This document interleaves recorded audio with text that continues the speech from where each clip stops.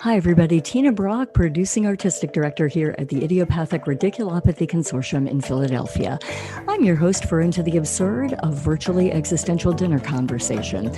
I do hope you'll join us the next 50 minutes. Sit back and relax as we explore the lives, the hearts, the minds, and the spirits of creators in Philadelphia region and around the world. I'm your host, Tina Brock, and on today's show, Sonja Robson, David Robson. They are a couple in art, in life, and I can't wait to talk to them about their individual joy and passions and what they create together. It's a long association here on Into the Absurd, and I'm very delighted that they're our guests today because we are celebrating 1 year that we have been on, I would say on the air, but in the airwaves here on Into the Absurd. It was just a year ago that we launched this maiden voyage, and along with Bob Schmidt and Erica Holscher, we have not missed a show this year, and we just want to thank all of you who have been there with us. It really was a way for us to stay connected, to keep creating, to keep thinking about what art could be and can be as we contemplate now getting back onto the stage. And the great part is we're going to be here.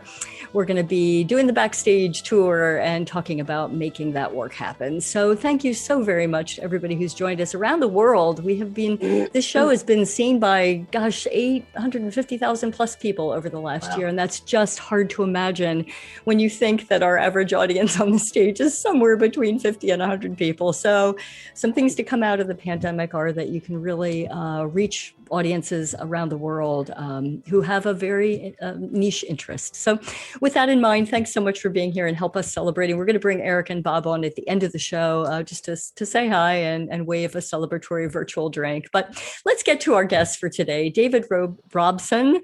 I got it right, David Robson and Sonja Robson. I've known them for so many years, and I am so delighted to be able to share their work with you today, what they're working on as friends and as artists. David, of course, is a playwright. Sonja is an actress who has recently decided or discovered or made palpable her love of photography with her company Sonja's Eye. So let's bring them both to the table now. We'll take your questions and we'll dig into the art of playwriting, the art of being an actress, and also of being a photographer. So hey, and welcome hey. To both of you. Hey there. And David, I can't believe I did it. You did what? That I said Robson again. When how many years? I'm sorry. I'm so sorry. It's Robson, son of Rob. It is son of Rob. I should have corrected you years ago, but I just didn't. I don't know. I just couldn't. I'm so embarrassed, and then I do it on the show. It's an easy mistake to make, Tina. It's Robson. So with that in mind, I'm so excited, Sonja, to talk to you about your latest endeavor. We've shared so many hours on stage. In the Bald Soprano and about 1,500 productions that you've done for the IRC and enjoyed every single minute of it. Now I'm enamored with the beauty that you're bringing to your photography and combining these aspects. And you're sitting in front of one of your photographs tonight, aren't you? Yeah, it's a picture of David actually on Montauk Point on Long Island. We went there last November. And I played around with the sky a little bit, but it makes me happy to hear that you believe you found this thing that was in your life for so many years. You wrote that your older brother had given you, was it a Minolta? It was a Minolta. It was here in Wilmington, Delaware. I grew up in Sweden, but my father was American, and I'd visit my father every summer, but he died when he was much, much older. He was born in 1894. Whole different story. Anyway, my brother is 42 years older than I was. So he took me to a camera store because I expressed an interest in photography. Sonja, I'm going to show you this camera store and I'm going to help you buy this camera. And he was very fatherly, and it was very sweet. And I was 16 at the time, and I just thought, this is what I want to do. But then I fell in love with acting, and that was a whole different thing. So, well, when you write that I want to get it right, that you're capturing the essence or your sense. I mean, that we understand that is what photography is. But I'm so curious as to when you're working with a subject, an actor, a performer in your work, do you wait for it? Do you coax it? How do you know when you've gotten there? You just know? Yes and no. I start out, most people, everybody, I'd say, is very nervous in front of the camera, especially when they've come in to have portraits done of just them. So I try my best to make them feel at ease, but I'm nervous too. I'm nervous every time, just like with acting. I get nervous because I want it to go well and I don't want something to go wrong. But I just start joking around and I say really stupid stuff. And it makes people laugh and it makes people relax. And I don't know. I mean, I have been told that I bring out, I make people feel really comfortable and I let them have a lot of fun. I don't know how I do that exactly. I feel like it's a symbiotic kind of relationship, just like on stage, like with you and me, when we're on stage, it's like we have to work together on this thing and let's see what we can create. I don't know. Yeah. And then somehow the result is larger than the sum of the parts sometimes, because you said it's I hope so. I try. David, is there something about Sonja, like over this during the time when she's been exploring with Sonja's eye, is there some aspect of her that is different in a way than when, say, she's working on a play? Oh, that's a good question. That is a good question. You didn't warn me about this, Tina, but that's okay. I know I'm putting you on the spot. I really am. But okay. No, you're right. I mean, we've been locked down, right? We were locked down for quite a while, and she was exploring this kind of. I mean, she's always had a great eye, and she's always had a love of the visual arts. I think that one similarity is there's an empathy that Sonja brings to the work that she does that I think shows in both her photography, but also shows on stage. And she was mentioning how she kind of gets her subjects a little looser. She's great on stage with that too. She's a wonderful comedian. And, we were in a play together years ago. That's how I first met her.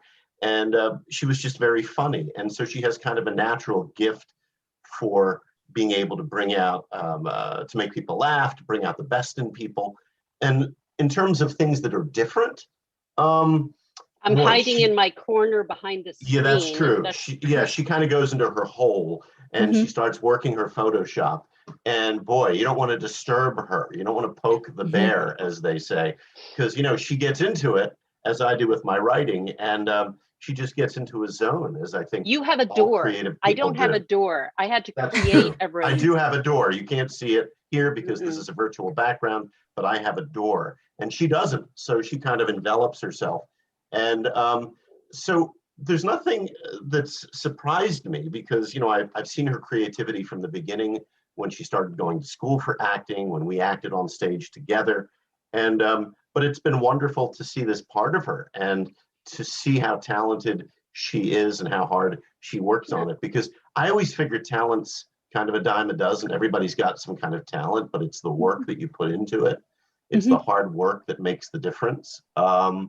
And so, she works so hard at it. And she's a hard worker by nature, but it's been wonderful to see her kind of blossom with this new art form.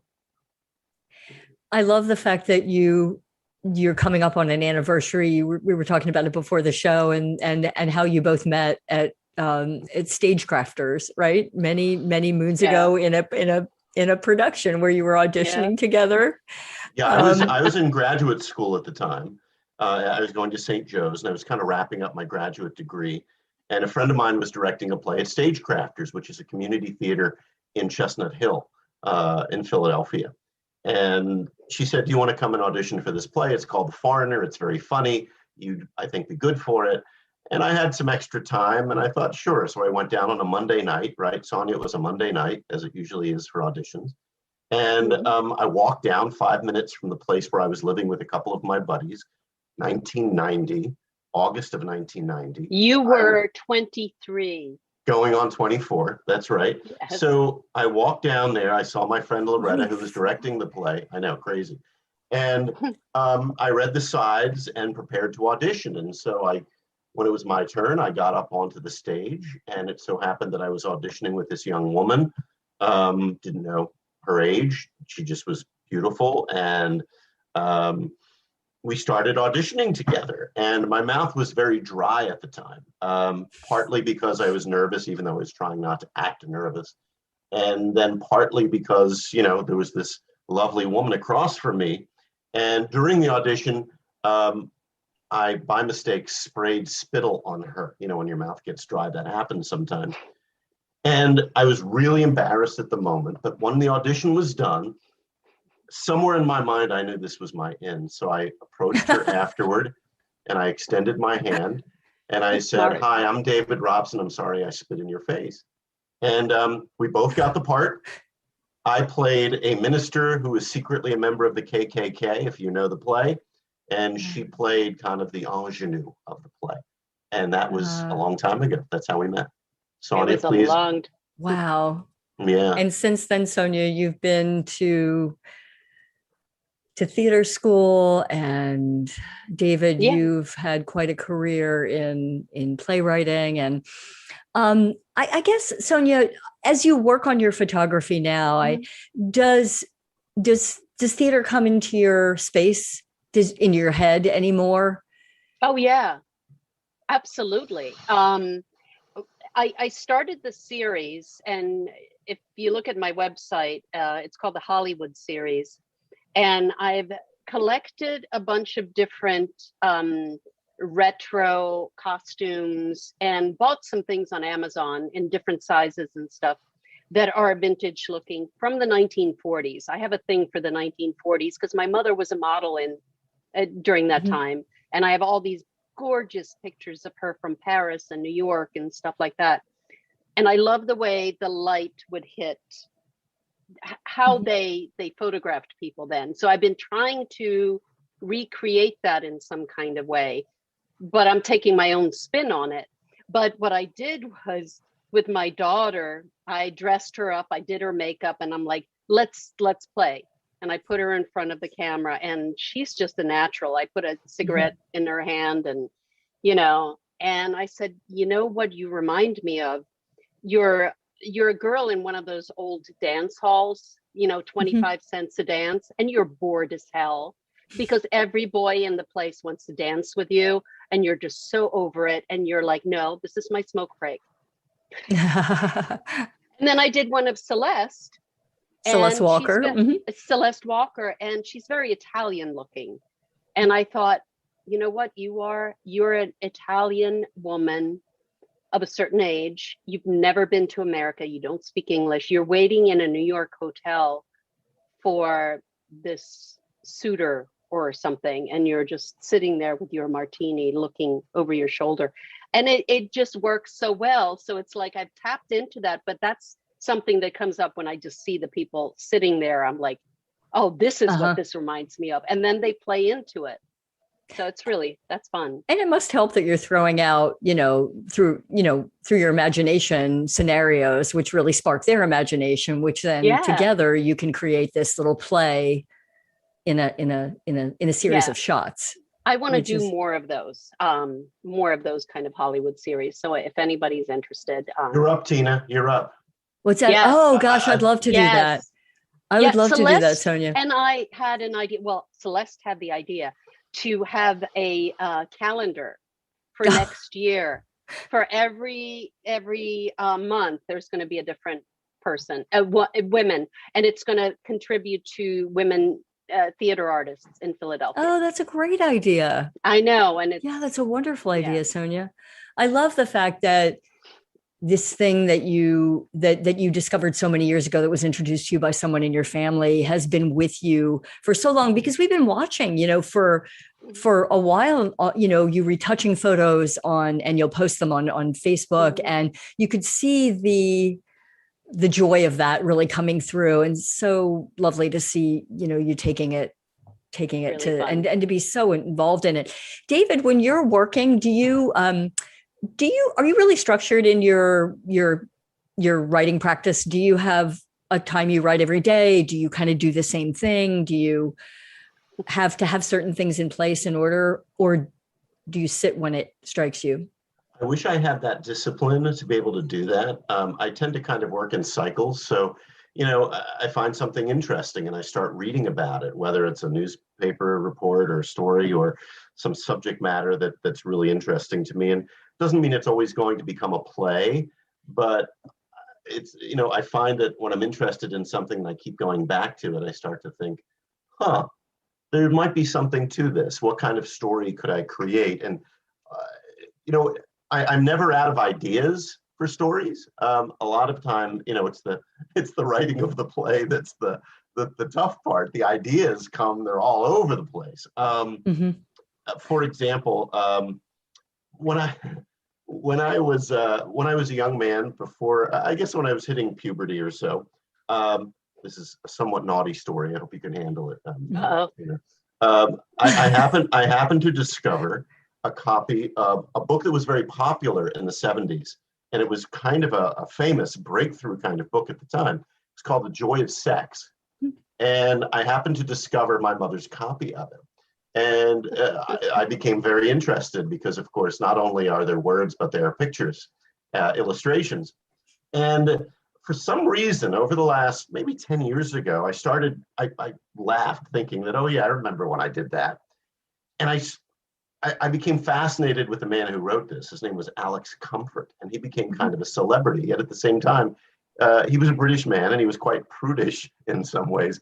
And so suddenly what came to me was this idea about this young woman who's kind of lost and unsure of herself. And who does she go to? But she goes to the guru of the time, if you will, about relationships and intimacy. She goes to Alex Comfort and seeks him out for advice. And it's a very avuncular kind of relationship. It's not weird or anything. I didn't want to make it weird. That was not my intention. She comes seeking advice about her own love life that she's starting to have. And, he becomes very protective of her. So even though I had the idea years ago, I didn't really write it until during the pandemic. And we had a reading of it maybe 3 or 4 months ago. And it was great. It was really funny. And it was really fun. And I got to play with like British accents and Britishisms. And it was just a blast. So to quote Edward Albee, or to paraphrase him, if somebody says, how long did it take you to write the play? The answer is my whole life. You never know when something's going to hit you again, and it's going to inspire something. So I do not sit down every day. But the ideas are always there. Do you have a playwright that you turn to that if you feel like you need a dose of, I don't know, grounding or inspiration or? I like Edward Albee a lot. I try to read the plays that are new, that are out, people are talking about. Like, for example, a play that I want to read that I haven't, but was quite controversial on Broadway, which is called Slave Play. So I try to keep up with contemporary plays. I also tend, maybe because of my Scandinavian wife, to read some of the old stuff like Ibsen and Strindberg, who I love a lot. And there's something about Strindberg that I like very much, which is he really gets to the point very quickly. One of my favorite plays by him is a play called The Father. And this was written at a time before DNA testing. And basically the play is about a woman who tweaks her husband by saying, you think you're the father of our child, but how do you really know? Yeah. And it flips him out. He ends up kind of going insane. And what I love about it is it's so in your face. It's just so there. It's deep, but plot-wise, it just really moves. And I love that about it. So I love those plays. I read a lot about writers, but those are some things that I read. Yeah, I read The Father again during the pandemic. It's an extraordinary play. Yeah. It really is. So I think, David, I'd love for you to tell the story about your play being selected and done and the quite sterling audience of critics who Oh commented to you while your wife cried in the audience. Tell us that story. So, I started writing poetry years ago. I wrote different things, fiction, poetry, and then, I'd grown up loving plays. My mom would take me to the theater, Philadelphia Theatre Company, when I was a young man, and so I really grew to love theater. And so in the mid-90s, late 90s, I really started seriously writing plays. Started with 10-minute plays, started writing full-length plays, funny, some not funny, dramas, comedies, all this stuff. And so I submitted a play to something called, it doesn't exist anymore, called the Last Frontier Theater Conference. It's now the Great Plains Theater Conference. It moved for a variety of reasons. And I submitted a play on a whim. And as often, I tend to choose very easy topics to write about. I chose to write this play in 2003 about the Israeli-Palestinian conflict, which I knew about mostly from friends and from reading about it.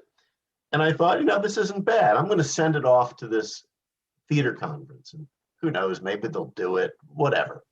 So I don't know how many scripts they get, but I was lucky enough that they selected 8 scripts for their main stage performance, staged reading. And my play was called Out of Place. And they chose it. They chose it as one of 8 that they would present at this thing. And I was really excited because when I found out who the, I won't call them the jury, Tina, but the Star Chamber, whatever you want to call them, would be critiquing my play, it was, this is 2004, Edward Albee, Tony Kushner, John Guare, Romulus LENI, who you may not know him, mostly an off-Broadway playwright. I'm leaving somebody out. And the director. Lloyd Richards, who famously directed the Broadway production, the original production of Raisin in the Sun in the 1950s. So we've got this Star Chamber, and so I am kind of freaking out that my play is going to be presented in front of these people. And in intermission, it seemed to be going really, really well, because the director of the stage reading came to me and said, they want to know, they called me over, Dave, and they wanted to know if you were Israeli or Palestinian. And I'm like, oh, that's kind of cool. They don't know because it must feel so real and so accurate. And this is great. This is great. So then at the end, Edward Albee, who was leading the panel, got up, and he had a couple small critiques. His big critique was when people were speaking Arabic, because of course they'd have to be speaking English so we could understand them for an American audience. He critiqued that I didn't use any contractions. That was kind of odd, but he seemed to like the play well enough. Tony Kushner said he was offended, and he was offended because the play, and he was right, was loosely based on a real person, a Palestinian American named Edward Said, who coined the term Orientalism. And so Kushner rightly saw that my play echoed Said's experience to some degree, although it was thinly veiled. But he was offended that I chose to write about this. Then came John Guare, who really hated my play. And he said he hated it because I wasn't supposed to write about this topic. This was a topic that someone who was neither Israeli nor Palestinian, somebody who didn't know it from the inside out, should write about. And he kind of was on his high horse for a while. That might be where Sonja started crying, because he kind of went on and on and on about it. And yeah, it was awful. What do they say? To quote The Simpsons, an old episode, he was spiritually depancing me in front of hundreds of people. And I have pictures of you. I'm like so embarrassed. Oh, it was awful. Were you up on the stage, David, alongside them? It wasn't a stage, but I was alongside them. Oh, right? okay. There's a photograph. Yeah, I have a picture of all of them together, and you're wearing a red Hawaiian shirt. Yeah, what a jerk. It was the guy in the Hawaiian shirt. You suck, dude. Oh. Anyway, so the final person, or one of the final people, was Lloyd Richards, who also directed August Wilson's early plays on Broadway and off. And he looked at the other panelists and he said to them, all of you have taken risks. All of you have had the courage enough, and I'm paraphrasing, to write about things that are hard to write about. This playwright has decided to do that. And you're faulting him for this. I think he was commenting particularly on Guerre's point. And he said, that's the part that I remember. But, he had some praise for the play. He basically, though, was focused on the other panelists who he felt, particularly Guerre, who cares, felt were being too tough on me in terms of, you shouldn't write about this. Well, I always thought, I don't know where I got this idea, that, as a writer, you have to write about the hard things. Whether you're successful at doing it all the time, I don't know. And so I can't speak to the success of the play. It's a long time ago.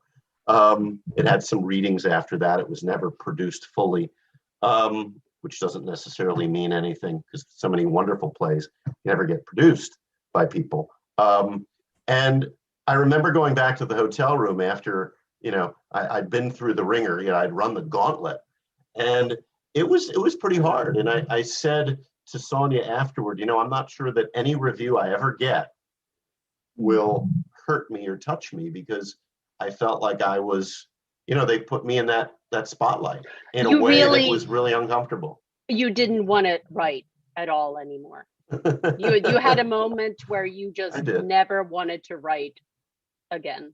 Yeah, I mean, I felt hurt, but I think I also felt exposed. I felt like, oh man, this is really hurtful. And it was interesting because a couple days later, I talked to Lloyd Richards. He was very kind. I talked briefly to Albee. He was very kind as well. And I remember the person who seemed most disturbed by the comments was John Guerre. He came to me afterward and he said, he didn't apologize, nor was I asking him to. But he said, I just think that this is hard stuff to write about. And the sense I got was that he felt that maybe I wasn't as experienced a playwright, that maybe with more experience, maybe I'm putting a nice spin on it, but maybe he was right. Maybe my skills weren't worthy of that task. And to write about that complex topic is a really, really hard thing to do. But I've not stopped writing about hard things. And sometimes it turns out well, and sometimes it doesn't. But I think you got to write about the hard stuff. The easy stuff's the easy stuff. What would the easy stuff, how do you know it's hard? Just because it is hard for you to do? Is it hard emotionally? The subject matter is hard. The amount of research that you have to do, the topic is controversial. What would place something? I think it's different for every writer. For me, maybe it's not even a question of easy or hard, but I tend to be attracted to subjects that I have a lot of questions about, and that I can't always verbalize those questions. Writing something on the death penalty, which is an interesting topic, but doesn't interest me personally as a writer.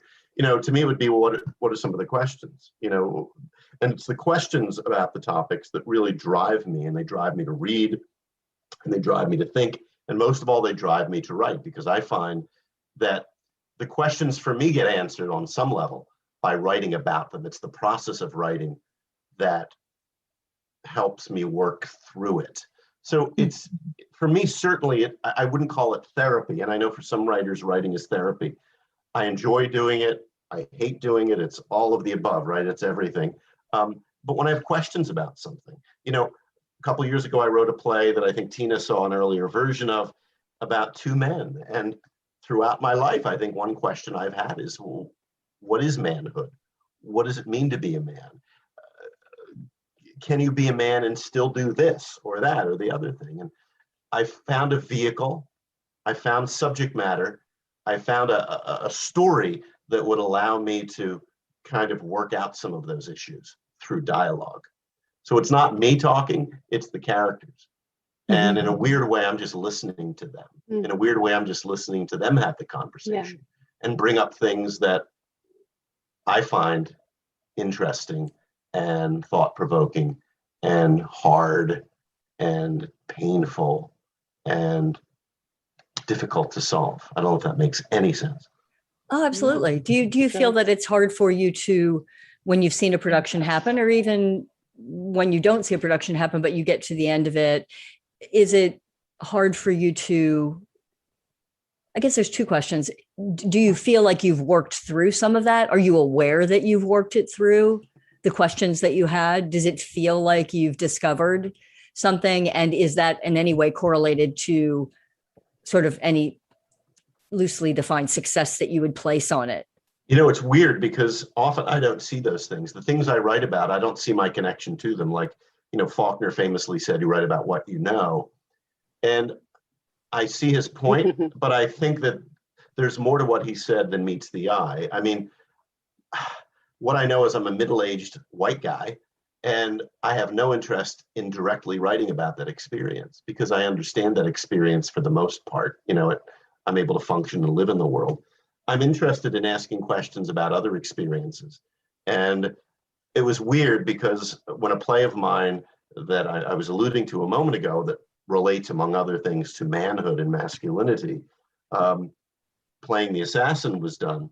Mm-hmm. I have a long story short. I have an estranged relationship with my father's side of the family, and right around the time that play was done for the first time at Interact Theater in Philadelphia, a theater company, you know, Tina. Mm-hmm. I talked to my aunt, who was a part of my father's family, and we talked, and she congratulated me on a positive review I'd gotten in the paper. And she said, wow, seems like it was a play about your dad. And it wasn't until she said that, because I'm a little slow. It wasn't until she said that, I'm like, is it? Maybe it is. So there usually isn't a eureka moment, not at all. Because at that point, you're just into the character's experience. I'm not thinking, how does the character's experience reflect on me? At that point, it's too distant from me. Yeah. Did you ever think that, Sonja? What, that it was about his dad? In iterations of it, did it ever occur to you? No, it never did. No. I hide it well, right, Sonja? Yeah, you do. But, you know, looking back on a lot of your plays, I feel like there's often this thing about manhood and father and son, or older man, or a protege of a younger man. You know, even in that Doctors Without Borders play, Man Measures Man. Man Measures Man. Just listen to the title. I mean, it's about that kind of stuff.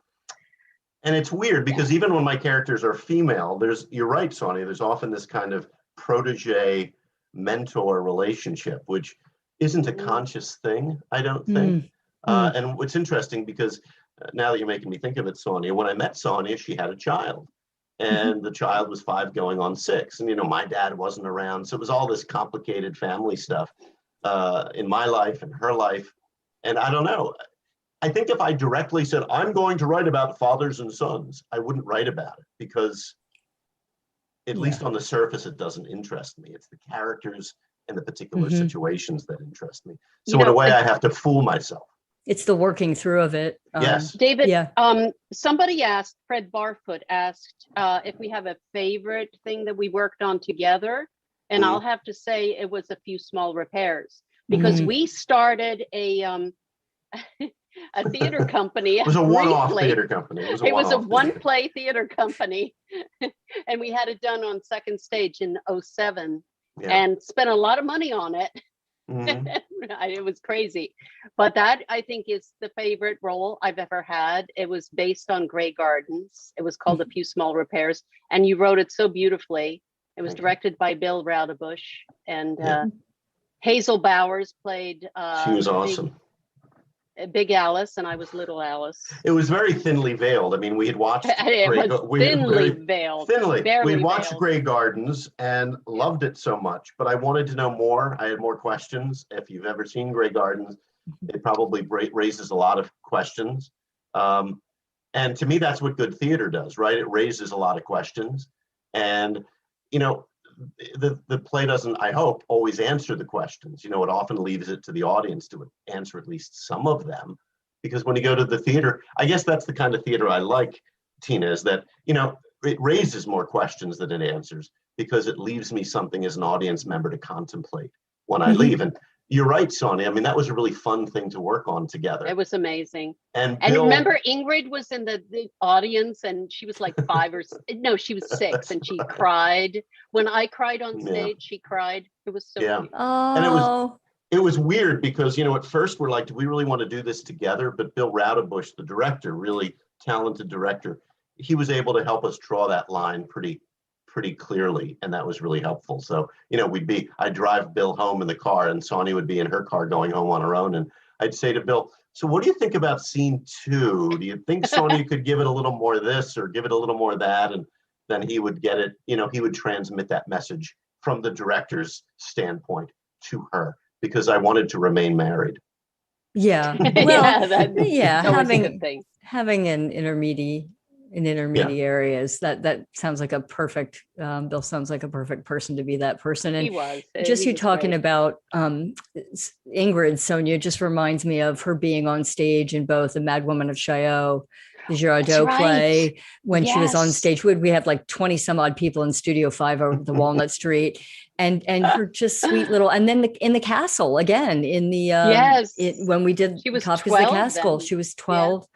And just how much it adds to have a younger energy, just that sort of the joy of that age in a cast, that size. That was really fun. Is there, when you, Sonja, are thinking about, or when you were and are still acting, do you think about what is it that makes your decision about whether you want to do something or not?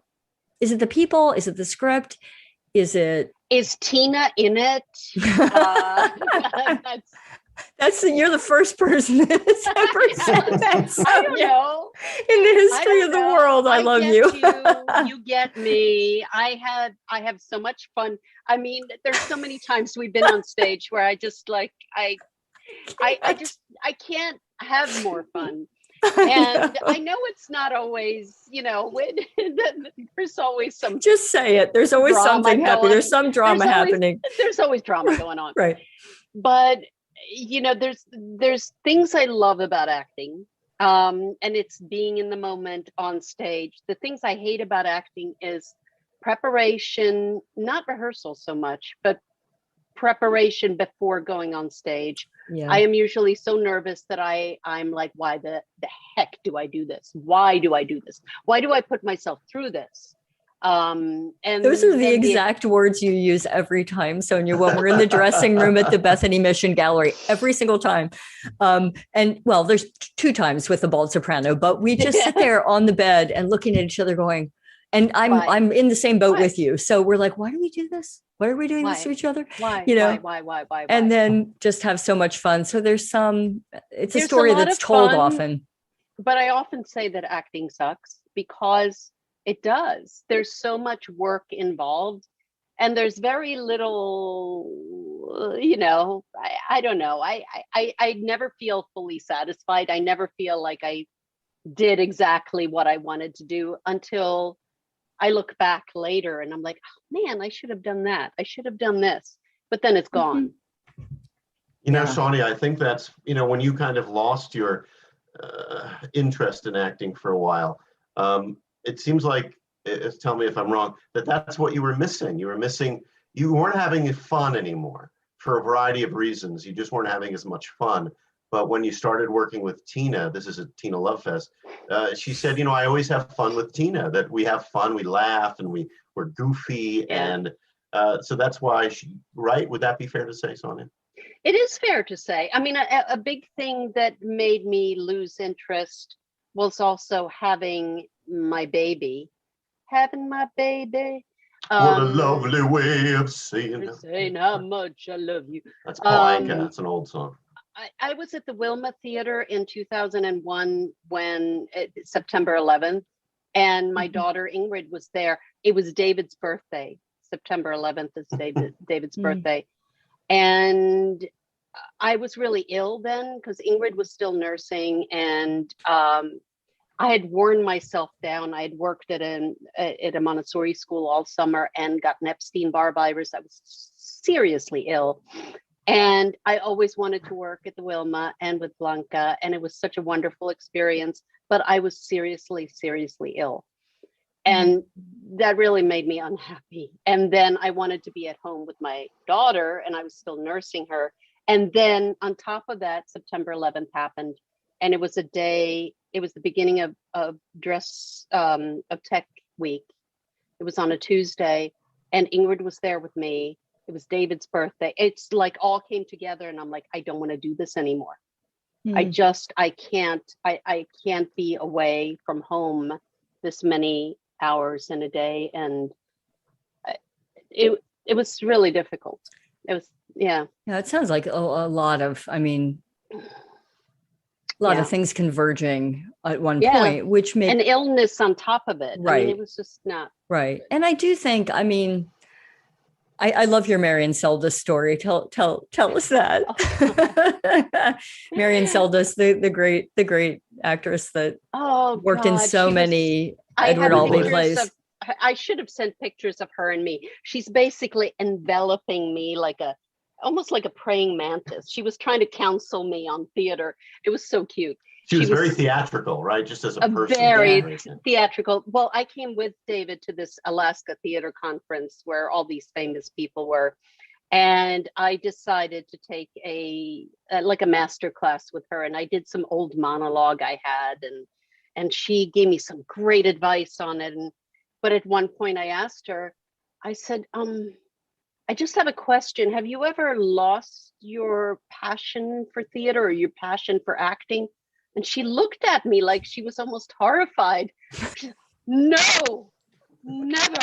I'm like, oh, okay. It's like, throw me a bone, Marion, for God's sake. You guys killed it at that conference. I just want to say, Yeah, right. Exactly. No, but the fact that you were in the same room with all, and I mean, David, the fact that you were getting critique from such a stellar panel of playwrights, not to diminish in any way how hard it was to hear that. And the fact that, Sonja, you were within, a monologue of Marion Seldes and able to just breathe in that brilliance is quite something. She was very sweet. I really liked her a lot. Nice lady. Oh, and the other guy, the guy that oh yeah, Courtney Vance, who's Angela Courtney Bassett's Vance, yes. well. I took a class with him too. He was great. And he was telling me about him and his wife, how they were trying to have children, and there was a whole thing, fertility and stuff. It was That's a long time ago. My God, 2004. Yeah, his kids are like. Yeah, they're probably teenagers by now. They are. Did you ask him if he ever lost his passion for it, Sonja? I might have. He was probably afraid by then. No. He probably said, hell yeah. Yeah, I mean. Yeah, I think Marion Seldes, when she said that, she also did this. No. I think she did. I love the fact that she looked at me horrified and said, no. I don't know if she was horrified, but that's the way it felt. I want, oh gosh, I want to make sure I get this. Robin says, I love that you two met partly by David spitting on Sonja. It seems like the beginning of a very good rom-com. And I also was thinking about how David, how pre-pandemic, I know I'm that way, Sonja. You've been in my spray of fire many times in the Bald Soprano, and I'm thinking, oh Lord, this would be just such not a good, Sonja wouldn't be laughing anymore if we were out on stage now, post pandemic, and the things that we take for granted, just being so close in proximity and whatnot. It's interesting. David, I wanted to ask you, there's in one of the interviews that you did for Playing the Assassin, about the life, or about a very specific incident in Jack Tatum's life. You read in the paper, and correct me if I'm getting this wrong, Jack Tatum, this was the headline when he passed. Jack Tatum, whose tackle paralyzed a player, dies at 61. And you said you read that article and you felt like there was unfinished business there, if I'm paraphrasing correctly. And I'm interested in knowing, what did you see as the unfinished business in that story of this former, this football player, this safety for? Yeah, I mean, as a kid, I loved football, and I can still appreciate the game, although with head injuries and so forth, it's more difficult. But I think that what really struck me about that headline, it inspired the play. First of all, Jack Tatum, who was a hard-hitting football player, defensive player, he was only 61 when he died, and the headline basically said, despite all his accomplishments, and he had many as a football player, this was what he'd be remembered by, that his hit had paralyzed another man. And that really disturbed me. This idea, Brian Stevenson, who wrote a great book called Just Mercy, about the inequities in our justice system, especially as it relates to people of color, said, who wants to be remembered for one thing, for the worst thing you've done? That's a line in the book. Who would want that? And that rang true to me. And so the unfinished business for my character, at least, although based on Tatum, was that he never got the chance to apologize, or at least say to the man who he paralyzed, I wish it hadn't happened. I wish things had gone a different way. So in real life, the man whose hit paralyzed the other, they never spoke. So there was never any kind of reconciliation of any kind on both sides. And in the play, that to me sparked my imagination, because boy, what you want conflict in a play. That's what a play is all about. And so this deep conflict of this unfinished, unreconciled business, to me, is what can really drive a play. And early on in writing that play, I had the football player, that he was kind of easy, because I knew football, easy is too strong a word, but I felt like I had his voice down in my head. And so writing him was fairly straightforward. But then, and this is not mystical, although it sounds like it, somebody else came into the room. I didn't want it to be a one-man play. So there had to be someone he'd interact with. And I didn't want it to be one of those plays, those two people plays, where one person's telling a story and the other person just sits there. I wanted there to be kind of an evenly matched. Yep. Did we lose him? Did he freeze? He froze. Oh, all right. Well, so what happened? Well, at least you're here, Sonja. Hi. We'll see if David. Maybe Bob, send David. Send him a direct message, maybe, and just see if and we can have him go out and come back in again. And Sonja and I'll. Yeah, I have my cable right into my. Yeah, you have like your Ethernet cable in. Yeah. Well, let's see if we can get him back. We'll have Bob and Erica work on that. There we go. Oh, he's back. He's back.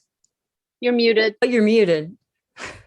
So I wasn't going to do anything with the play, playing the assassin, until I submitted it for a one-day workshop at Interact Theater. And Craig Lucas, who's a Tony-nominated playwright, most famously of Reckless, Blue Window, Prelude to a Kiss, he was running the workshop. And he had read all the excerpts beforehand. And he said to me, as we're standing waiting for the bathroom at our break, he turned to me and he said, "This football play that you wrote, what are you going to do with it?" And I said, "I don't know. I just wrote it." He said, "It's really good and you need to do something with it and you've got to finish the play." And so he kind of made me go back and take a closer look at it, something that I just kind of tossed off, and really made me get to work on it. But it was all about unfinished business. We all have these things in our lives. And to me, that made an interesting play, because that's where the conflict came from, this unfinished business, that at least at first is kind of under the surface. And these guys have to kind of pick each other apart to get to the heart, to get to the core of things. Yeah. We talked a little bit about, David. We talked about maybe looking at you did an adaptation of a Strindberg play called The Stronger, right? That we know. What made you want to tackle that one? I know you said you have a love of all things, of Ibsen, of Strindberg, were you thinking of it's a perfect play for Sonja. Were you thinking of was there something specific that led you to want to rethink that? Well, one of the things was you and I had a conversation, and you're a big Strindberg fan. It's all about too. Tina. all about Tina. Oh, was it me Yeah. on this one? Well, yeah, you and I had a Was it? conversation, and I had done a couple adaptations of things, and I've written plays that have 8 characters, 10 characters. There's something that I have to admit that there's something about a small number of characters that really excites me as a writer. Putting a couple people in a room where they can't escape, where they have to just hash it out, really excites me as a writer, because it's so primal, it's so exposed, and the stronger is a 2-character play. And so you and I had that conversation, and so I'd read many Strindberg plays, and I read this one, and I really liked it because it's 2 women, and one hardly says anything. It's all about body language and leaning in and leaning out and all that stuff. And then the other one just kind of goes on this long monologue. But through this interaction, you kind of get this world. You kind of understand their whole relationship, the resentments, the jealousies, the relationships they've had and how they've impinged on each other's lives. And I thought, oh, this is kind of cool. And I love Strindberg. I don't know how much he needs to be adapted, but I thought, let me make it a little more contemporary if I can. Maybe some of the language a little more contemporary. Some of the references maybe are a little older, and I thought maybe updating that might be kind of fun. And I thought it might be fun to play with. And it's always fun to work with my wife, the rare times I get that chance. Sonia, have you ever done any other Strindberg or Ibsen? I have never done Ibsen or Strindberg. I used to do a horrible job at a Miss Julie monologue for auditions. I think I was probably totally overwrought. I was the young, actor, and just, my bird, that kind of thing. The bird and the, do you remember when I used to go to like Washington and do these horrible auditions? And I don't know. I have one note for you, Sonia. Take it down a few notes. Take it down about 5 notches. I remember we screamed the whole monologue. It was funny because when we would audition for plays together, back when I acted very briefly, I acted in high school and stuff. We went to an audition together once. It was for Crimes of the Heart. Remember that, Sonia? And it was in Philadelphia, and we made some lovely friends on it. Sonia was so nervous about it because she was in that zone where she was, trying to get good at it, and she got amazing. She eventually got amazing at it. And I just I just sauntered in like, I don't really care. And she was smoking like a chimney. I remember she was smoking at the time. And it was really nerve-wracking for her early on. But you got pretty awesome. You got cast and I didn't. I feel like you're a shithead. Well, yeah, I don't know, Sonia. I do think so much of the chemistry, the chemistry is always just so important in, you're talking about having fun and wanting to have fun. And I just am thinking about being over at the Bethany Mission Gallery with you and John Sack and and Bob Schmidt and the door and Tomas and, and Carlos playing the fireman and the martinis and how much that play changed from the 2020 version, from the 2017 version. And basically because we were at the very end of, it was the last play we did before the pandemic, happened. Did you two prefer a version of it, of the two? Did you prefer one in the end? Because I guess some people more traditional would prefer the first one, and then you did the 60s thing, which was they were both really fun. They were just different. I don't know. I had fun in both of them in a very different way. The first one was a little more difficult because we were just trying to, at least for me, trying to get a handle on the language, and John Zach and I don't know if we ever got those lines just the way they were written. And we tried so hard every single time. We would practice it over and over and over again, both times, very complicated. It was hard to get it right, but we tried. Oh no, you guys did a great job. And he did a great job. He's amazing. You get lost in there and there's all kinds of different things at play because there's not a whole lot to hold on to because so much is repeated in with a slightly different, I don't know, David. I mean, I liked the second version, I mean, they were both equally fun and just very different. And the second one, of course, we were fun. all so feeling the weight of so many years of, this 2017, 18, 19, 20. By the time we got to that point, it just seemed inevitable, not inevitable, but just like we had to do something. We had to say something about it, about just the weight of it all. Yeah. Which is where Erica Holscher did such a beautiful job with the costumes. And just, we had to take it further because we had gotten into this place of just sheer beyond absurdity, is what it is. Real life. The looseness. They were both loose, but I mean, there was something about that 60s version, which perhaps lends itself to looseness. It was just the body language. And John, the wig and Bob's, I don't know, but I think maybe this is a great time to ask our, well, let me say this. I just want to thank you both so much for, like Sonja, for all the many years of just joy on stage. And I hope we just keep doing it. And David, for all your great work in Philadelphia and around the country. And I think it's pretty amazing that you were sitting on a stage with that many playwrights commenting on your work. And so I can't, I'm excited to see the next projects that come about. And I'm so delighted you guys are here to celebrate 1 year with us. And I just want to ask Erica and Bob to come on as we get down to the 6 o'clock hour, because I just want to personally thank both of them for all of their years of making, no one ever, we don't bring Bob and Erica on very much. They're too busy doing the work behind the scenes. So thank you all so very, very much. An honor. Yeah, I can't wait. Bob, where are you tonight? This is, I'm on a satellite of love. Oh, you are? Satellite of love. Bob, always. And Erica, where are you? I'm in Pee Wee's Playhouse. Well, come on down. Doesn't it always just feel like when we're rehearsing an IRC show that it's pretty much Pee Wee's Playhouse all the time? Yeah. So pretty much. Yeah. Well, Erica and Bob, thank you so much. I thought the audience really needs to see all the hard work you guys are doing in fielding the questions. Mm-hmm. And the great thing is now we can really talk about, when we get back out onto the stage, when that will be, we can continue to have the conversations with the playwrights, with the actors, and talk about all the great backstage stuff that happens, which I'm really looking forward to. So, Sonja, thank you very much. David, thank you. I really do want to do that. Let's do that, Strindberg. Let's do it. Let's do it. Let's do it, man. And I'm playing Miss Julie, by the way. Yeah, you're playing Miss Julie in the Strindberg. Bring the bird. Right. Bring the bird. If we do that, I'm going to bring the bird. I actually had a bird that I had made Well, Sonja, if we do this, you're definitely the one that's talking. Yeah. Absolutely. Don't you think, David? Sure.